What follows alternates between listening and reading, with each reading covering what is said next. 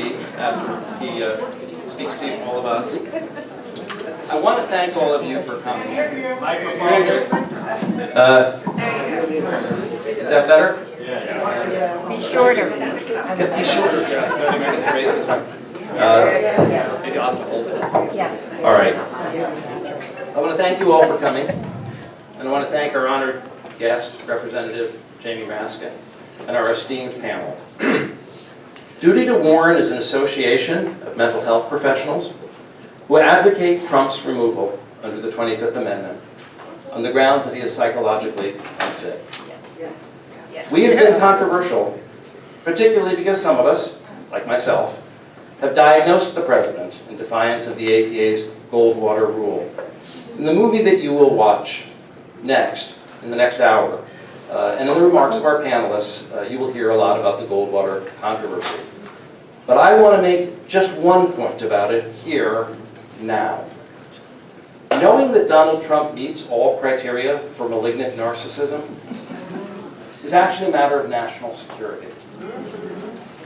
The condition, first described by famed analyst Erich Fromm, who escaped Nazi Germany, was Fromm's attempt to explain Hitler, Stalin, and other grandiose sadistic leaders. My mentor, Otto Kernberg, taught that it has 4 components: narcissism, I know more about ISIS than the generals, and I don't care about anyone but myself, paranoia, crazy conspiracy theories, demonizing minorities, demonizing the opposition, demonizing the press, demonizing anyone who doesn't kiss his ring, and his sense that he's a victim. Antisocial personality disorder, a pervasive pattern of exploiting and violating the rights of others, like not paying your workmen, like having a fraudulent university. And I would say that sexually assaulting multiple victims would be violating the rights of others. So anyone who tells me that I can't diagnose from a distance is full of it.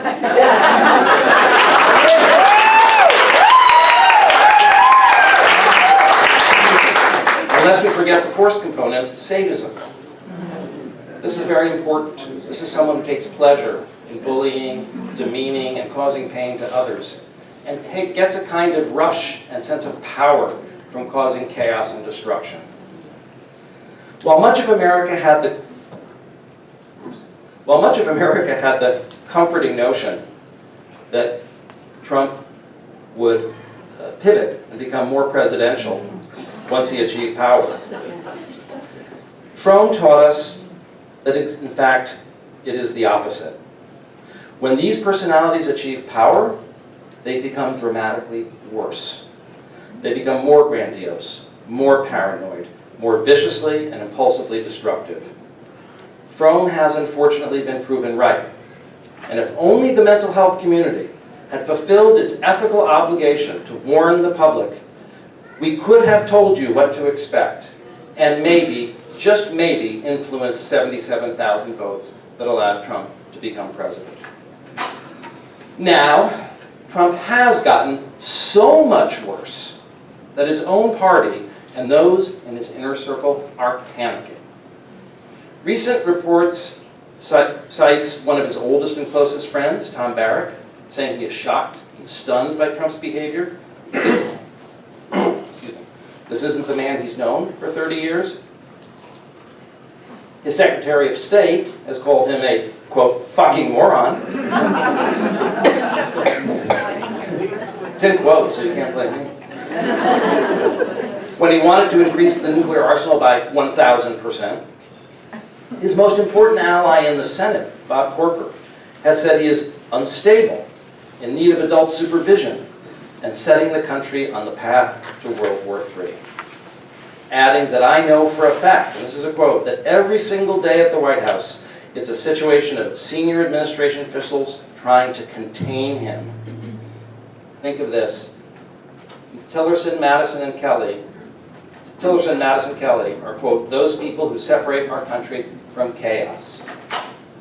The senior administration is protecting us from the president, and I don't think they're going to be successful. Adding that except for a few people, the vast majority of our caucus understands what we're dealing with here. Take a moment to think about this. The majority of Republican congressmen know that Donald Trump is dangerously unfit. White House staff, the people who work most closely with him, say he is increasingly unfocused and consumed by dark moods, unstable and unraveling, to the point where West Wing advisors are, quote, worried Trump's behavior could cause the cabinet to take extraordinary constitutional measures to remove him from office. They're talking about the 25th Amendment, the way concerned family members might talk about a loved one who is in need of a psychiatric intervention. Words like increasingly, I just lost my adopted.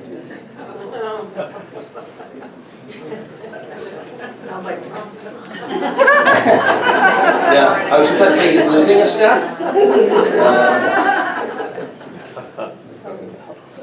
Thank you. Words like increasingly and unraveling and emphasizing the ing describe a psychological deterioration that is in process. So I have some very bad news for you. We have not hit bottom. He is going to get worse. And it's no exaggeration to say we are facing the greatest psychiatric emergency in American history. Trump is waving nuclear missiles in the world's face, shouting, "I'll do it! I'll do it if I want to, and no one can stop me. I'll show you fire and fury like the world has never seen before." If he were anyone but the President of the United States, the police would probably be carting him to St. Elizabeth's Hospital for an involuntary emergency psychiatric evaluation. And though I know you're all laughing, I'm not joking. It's as if we are 300 million hostages, stuck on a bus driven by a drunk driver, flooring the gas pedal into oncoming traffic. Ladies and gentlemen, if you're not panicking, then you're not paying attention. But warning the public is not enough. We have to do something. But how? The man we are honoring today, Representative Jamie Raskin, has provided an answer. Jamie, a freshman representative from the 8th District of Maryland, has proposed a smart, reasonable, and fair process for evaluating a president if there is reasonable concern about his mental functioning. House Resolution 1987 would establish a nonpartisan commission of medical and psychiatric experts and retired politicians from both parties to evaluate the president's mental competence. It now has 31 co-sponsors. Jamie is proposing to strengthen,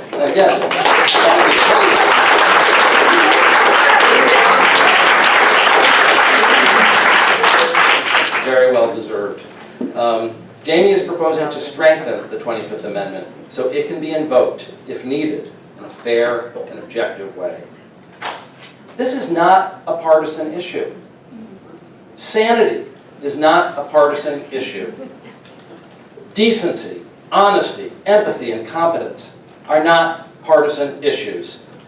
Threatened mass murder by nuclear weapons is not a partisan issue. Survival is not a partisan issue.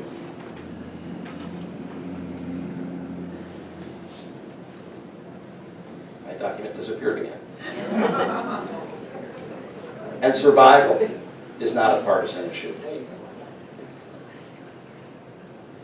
But if necessary, we will pursue a partisan solution. I'm here to announce today that we have formed a 25th Amendment Political Action Committee and a 25th Amendment Super Political Action Committee. We hope to be to the 25th Amendment what the NRA is to the Second.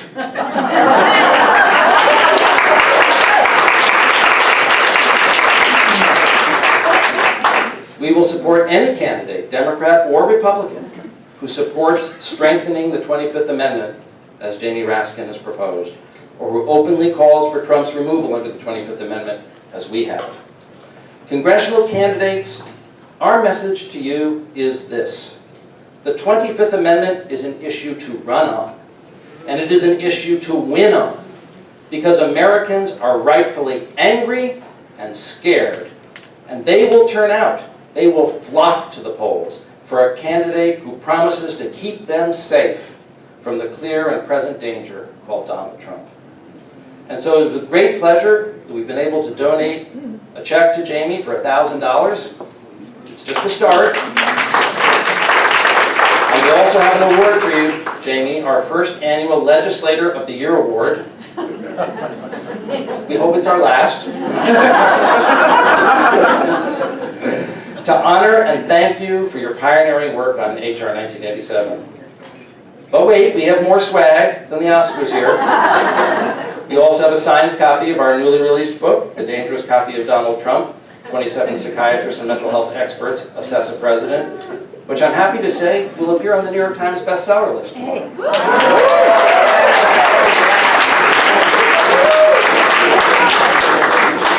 And we have a copy of our petition for mental health professionals, now with over 64,000 signatures, which we will be mailing to every member of Trump's cabinet today.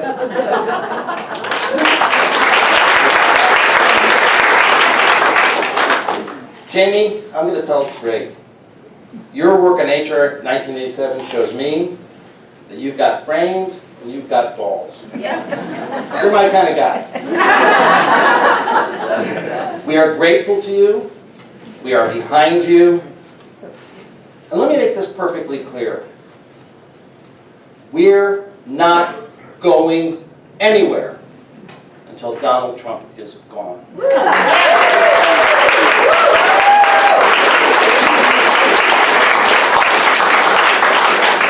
And so with that, I'm going to give the floor to Jamie. I'm sorry, I think you meant to hold the mic. I might have to first hand you the mic. And there you go. Somebody's going to take a ceremonial picture of my hand and do this.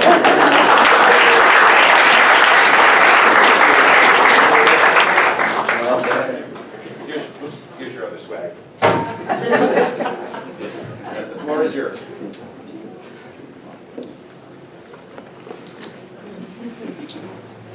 Microphone. Do I need the microphone? Yes.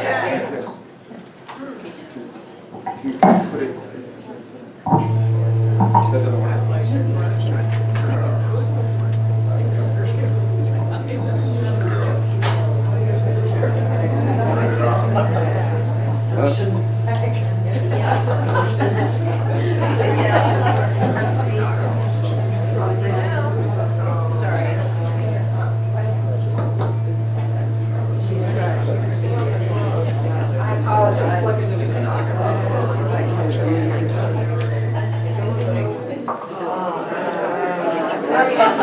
All right, I'm used to speaking to large crowds, so You need the mic. I need the mic. Put it on.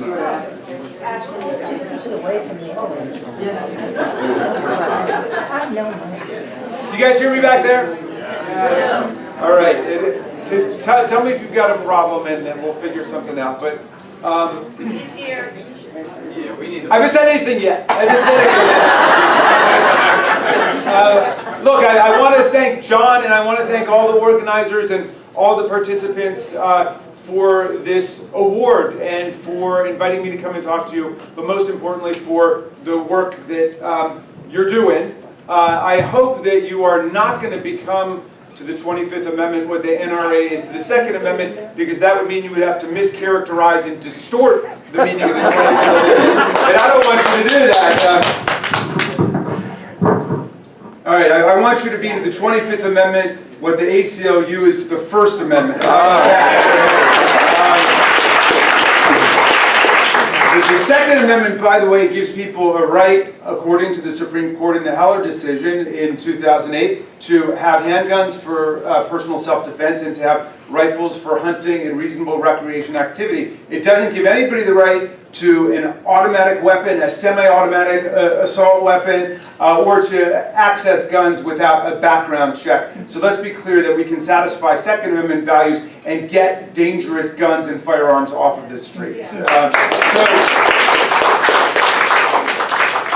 All right, well look, one of the reasons I admire what you're doing is because it is a very difficult task here, and I think we've got to sort out some different issues in discussing this, okay? And the first question is whether citizens of the United States have the right to opine publicly, as you have, on other people's mental health. That's a serious question, okay? It's not normally a polite thing to do. It's not always a kind thing to do.